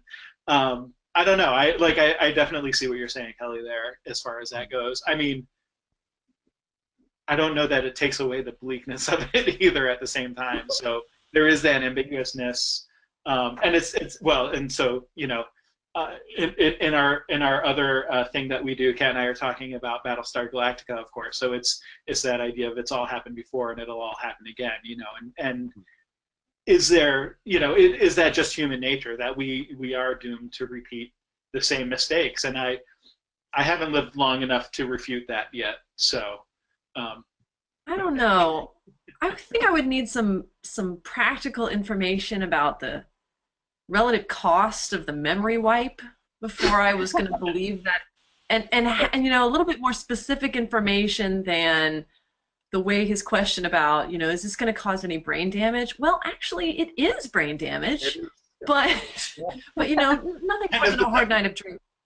So I think I would need to know, have a few more, but I'm a little too practical with this whole thing. You know, I think about this whole memory erasure thing, and um, you know, I wonder that they wouldn't be overrun with addicts, you know, wanting to erase the experience of getting high from their minds. I mean, you know, so don't listen to me because I'll just ruin the entire film for you with my practical. But I wonder about, you know, the practicality of all those erasures. Warfare.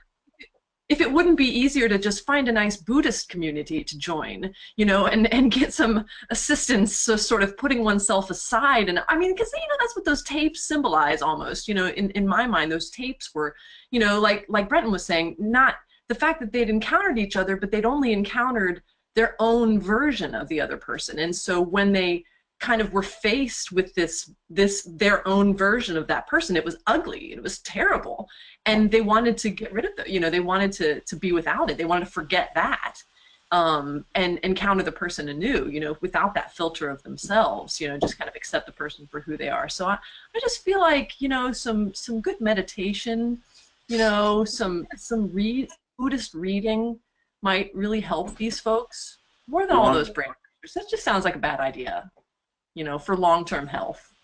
Well, and you get very, I made Kelly leave. She's gone. It got too depressing. And she's out. Very, it's so like about Joel and Clementine's relationship, and the line about, oh, Valentine's is our busy time of year. You get the idea that like this is like 95% of their business, right? Is like couples who are in the middle of a bad breakup, and especially like this is the boom, this is the time of year, but this is mostly what they do. The only other hints you get of what else there is are the people sitting in the waiting room. It's a guy with trophies, right? And a woman with all the stuff from her dog. And which is like the saddest thing in the movie, straight up. Like, you know, it's just the lady with the dog bowl that just says like Buster or whatever. And it kind of hints at this idea of people using this as a substitute for actual healing or actual therapeutic responses to grief. And yeah, it's like, it doesn't suggest good things about this whole, you know, procedure. Which is maybe why Howard has such a problem getting funding, you know, from like a major university, because nobody will touch it from the ethical and you know, medical implications of the procedure. Well, no one will touch it, and no one will stop it, apparently, either. Well, well, I mean, you get the sense that not many people know about it. It's kind of word of mouth. I guess they have coupons, but like, it's not like, and again, it's before like, I mean, I guess the internet's around, but it's before like social media. Like, people aren't sharing this on their Facebook walls and stuff. Yeah, fake news. So like this is the, I mean, so it's interesting to me that it took to the end to kind of come up with that question. Like, I don't know if any of us watching would say, no, it's better to erase than to live with the, like, I think most healthy people know the pain is worth kind of working through. But when you're in the midst of pain and loss, it's actually, it doesn't feel that way. Or when you're in the midst of addiction or whatever, it doesn't feel that way. And in some ways, this is sort of a terrifying film, right? Just from its sci-fi supposal. Just the idea of a drug or a procedure that negates selectively memory, and that we get to live in these alternative universes is it's one of these dehumanizing questions that kind of keep popping up that sci-fi allows us to play with, right? Is, you know, the Gattaca question, right? Of what makes us human, and you know, and again, this comes from kind of more spirituality than anything intellectual. Yeah, maybe this is an evolutionary question, but to me, I think we have to be pained people, you know, and I think we have to face difficulty, and I wonder if that film came out today, a decade, 12 years later, 13 years later, if it could have such a quiet rejection of that worldview. right? I think today we're a little more tempted as we disappear kind of into screens. I think we're a little bit more tempted towards dehumanized approaches to the recovery of what we want as happiness or healthiness or something.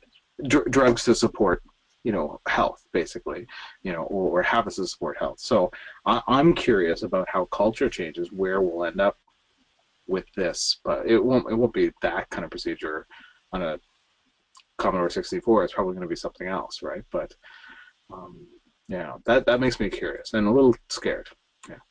Well, and how much of it is just the ability to direct that, right? Because I mean, it's obviously it's very scary and dehumanizing when there's something unnatural or unwanted like Alzheimer's or dementia or something like that that's affecting your memory. And if your memories in a way are make up who you are, with some underlying basic software that does things like tell you what tastes good and that sort of thing, like then it becomes very scary. But I can also see it being an empowering thing to be able to sort of selectively or incisively remove memories that are preventing you from maybe moving on in certain ways, or like there I feel like it's like so many things in this movie, it's not completely one way or the other of, is this therapeutic or is this harmful? Like, it can be both. It can be therapeutic at times and maybe very helpful for moving beyond, the death of someone or a pet or whatever. But it can also be very harmful when it becomes a crutch, or, someone said something about people becoming addicted to this idea and, of erasing your memories. So, yeah, I mean, I guess I see it as, it can be both empowering or detrimental, and it doesn't necessarily have to be one way or the other. Certainly, you would hope that it wouldn't be sort of in the low budget office that we see here, and maybe I would wait for a little more funding and research to be put into it. But there are early adopters for everything. So that's right. A mall front. See, I'm not so sure, Curtis. I think we're. Yeah, I think that the body imprints. Like, I think we would all say, I don't know, PTSD, right? Somebody who has PTSD, we could selectively take out their memories. I think the body would still remember the memories, and we would no longer be able to code them to the things we're feeling. And I only say this because I say this for two reasons. One, walking with rape victims, right? And it's just not a physical thing. It's just so holistic, that whole experience. And then secondly, my own experience of loss of my mother last year, and I thought I'd be okay. Like, I was in a pretty good space in a lot of ways, and I was just amazed at how disobedient my own frame is through this whole process. How I cannot command it. And I think that if we took out the memories, our body has built like a path that takes up the stories of the travelers. I think our body imprints in much more sophisticated ways. So I think we'd end up like so dislocated from our memories. I'm upset and I don't know why. And so I wonder. So that's my thought. I think we're pretty far down the rabbit hole of the supposal here. But granted, we had a pill to do this. I think we would wake up the next morning and be like, why am I reaching for this? Or why do I want to phone this number? Well, and it's almost, think about evolutionarily. Oh, I'm sorry, Kat. Go ahead. No, you go. Well, I was just going to say, if you think about it, from a standpoint of evolution, if these terrible memories, or memories of something that's lost, that's something that creates a craving in you, a desire in you that you can't fill. If they serve no purpose at all, we would forget, these terrible moments of trauma, or, so what purpose are they serving? Of course, once we mechanize evolution, right? Like, once we become the god of evolution ourselves, I think we do. Like, I think evolution's going to get a little confused anyway. Right? You know, as we move. So I don't know. Yeah. So you're right, but I'm not. I think we'll do it anyway. Like when the technology comes, we're going to do this massively. Our culture that we live in will line up for this. Right. Well, Howard seems to kind of be in the same class of, you know, scientists as like in Jurassic Park, right? Of like, Yeah. just because you could, you didn't stop to think if you should. Yeah, and I tend to agree. Like, I don't see, like, I can see the hopefulness of that alternate ending in the sense that Kelly and Curtis were saying of, well, yes, they fight, they break up, but at least they keep coming back to each other. You keep refalling in love with somebody that could be a positive experience. But apart from that, I fail to see any other like redemptive value of this technique. Just in terms of that human need for memories to learn. You know, the burned hand teaches best is, you know, the quote that's coming to my mind of how else do you learn? How else do you grow if not from experience? And that includes the bad ones as well as the good ones. Yeah. And I was thinking, like, Benson, you're spot on in like what you're talking about in imprinting and the body actually reacting when the mind can't remember. I mean, the movie addresses that. Like, Joel wakes up feeling so bad, and he doesn't really know why, and he's really grappling with some emotional turmoil. And the same with Clementine. I mean, we don't see her the day after, but we see her a few days after with Patrick, and she is not herself. She doesn't know why. She's, oh, Patrick, let's go here. Oh wait, no, I want to do this. I don't know. And she is everything that could go wrong in her head is, and she has no idea why. But we, the viewer, do know why, and it's because something that she can't remember.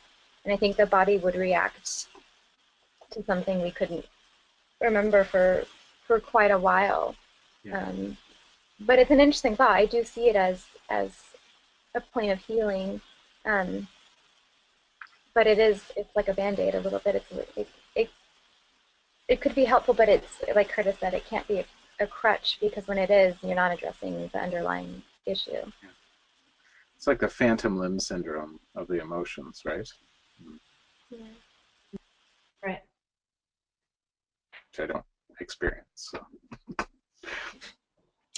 So I realized as we were talking, I've written a book about periodic memory loss over generations, where a character it comes to a certain point and it goes one way or the other, and then she disappears in memory loss and then recovers her space as if nothing has kind of happened, and then she keeps going for generation after generation. So I've ripped this film off like a number of years ago. So it's amazing how unself-knowing we can be in the way we loop into life. And I also thought, like, what if today, like, someone asked about the social media stuff? Well, what if there's actually, all you need is one more supposal? Well, what if actually our digital tracking has created a single DNA strand that exists within the fabric of the internet, and that actual strand can be extracted and used by people, disappeared, right? And everything connected can be disappeared from that sort of digital DNA strand, or adapted, or manipulated, or reproduced, or stolen. That's interesting.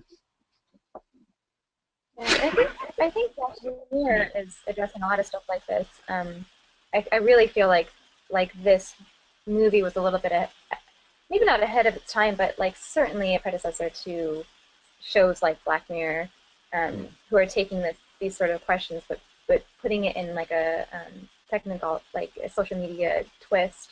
I've only seen one episode, but the episode I saw was with John Hamm, and it was the one where you didn't erase someone, but you did block them. Like you could, like how we digitally block someone, you could actually block them from your life, sort of realistically and digitally in this kind of weird way.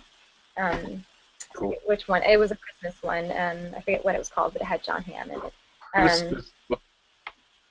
Yeah. Yeah, Black Mirror Christmas special. Was that what it was? The Christmas special? I don't know. I don't know if that's what it's called, but that's like what it, you know. BBC? It might be. Is it a BBC show? I think it is, or it's either BBC or ITV. I don't remember, but it's you know, British show. Apparently, it's you have to have a Christmas special. Got it. You have to. It's not a particularly cheerful Christmas special, but It's not. But it kind of takes us to the next level of like social media and like the idea of blocking someone. Like we can't erase someone, but we do. Like, and actually, Facebook does do this. I mean, it's thoughtful that they do this now, but they do have this like program where if you break up with someone, you can actually, it'll say, do you still want to like hear stories about you and so-and-so, or do you want to be reminded from your timeline, you know, because they go back and they say like 3 years ago you were doing this with this person, and there's a picture of you guys. There's an option for you to like, I think, take someone out of that equation, and they started doing that, which is kind of eternal sunshining someone out of your life in the modern digital age. it is. I'm sad. I know. All been depressing. I mean, what's life if you don't split up with your partner and then have to go to the like office party without him or her, and everybody asks, right? And then you have to go to the family Christmas party and everyone asks, and then you get cards that are all written about. Like, what's life without that? Right? Digital. A blissful life. So, Yeah, I suppose it depends, but also when you have like maybe kids with your ex and you just can't do that. Right.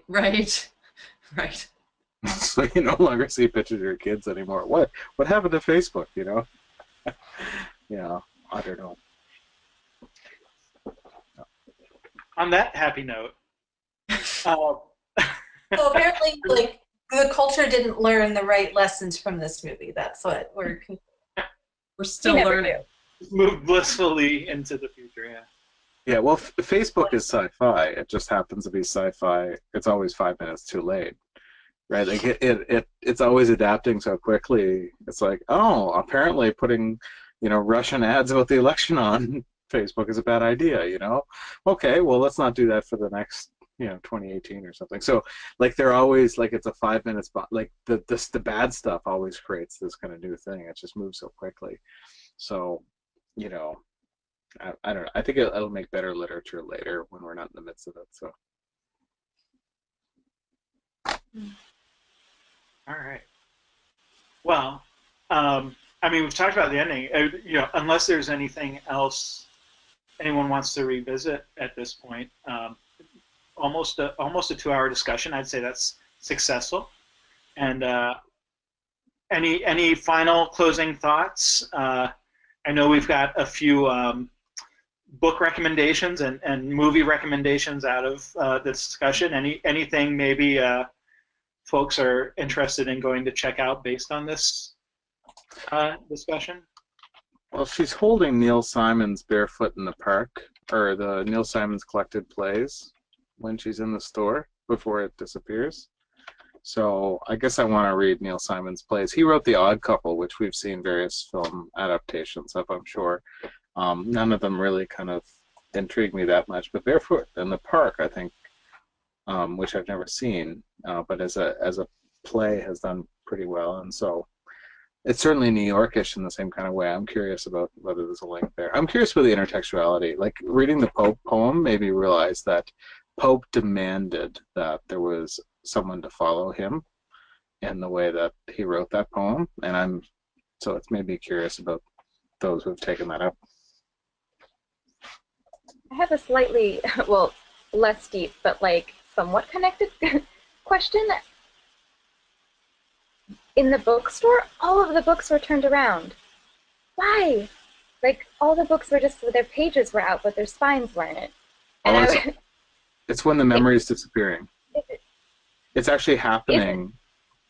No, but the whole time they were in conversation, right? They're saying the spines aren't even facing out. your turn around. Yeah. Well, watch it. Well, it's like this, rather than. yeah. No, that's what my wife said too. And then we slowed the video down, and it's actually they're just whiting them out. So yeah, so you can actually see it in the background. Yeah, it's just they're disappearing. Now, they may be physically turning them around, but I don't think so because there's the front end live action shot. I think they're just it's their way because we looked at it and we're like, well, that looks like they're just backwards. Why are they backwards? But they weren't like a minute ago. So watch the scene like in slow mo, like a creeper. Yeah, I'll have to do that. But I thought it was interesting because then it points out to the literature that you can see, the titles and authors who are mentioned make all the more difference because her working in a bookstore, my gosh, there could have been titles and books like that were just glaringly in the shot, but kind of weren't. So I think they selectively did choose who to bring our attention to that had written books or literature or anything like that. Right, the Julius Caesar with Al Pacino.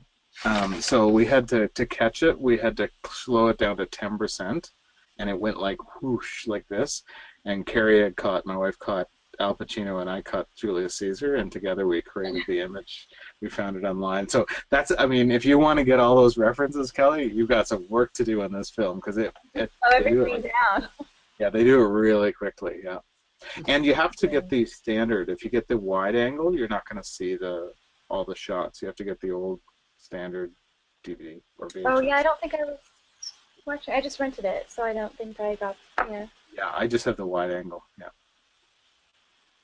So I didn't get everything.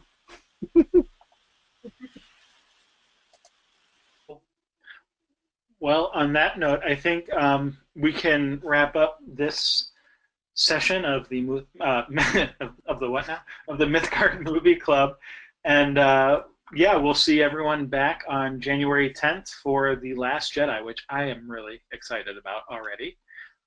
I've got my tickets, and we'll be going to see it opening night, and hope to see everyone there. Plus more. Plus more. Yeah. Good stuff. Thank you, everyone. Thanks. Thanks for coming, guys. The Mythgard Academy has been offering in-depth discussions of awesome books and films since 2013, completely free to attend and free to download. If you've enjoyed our discussions and would like to help them continue, please consider donating at signumuniversity.org/fund.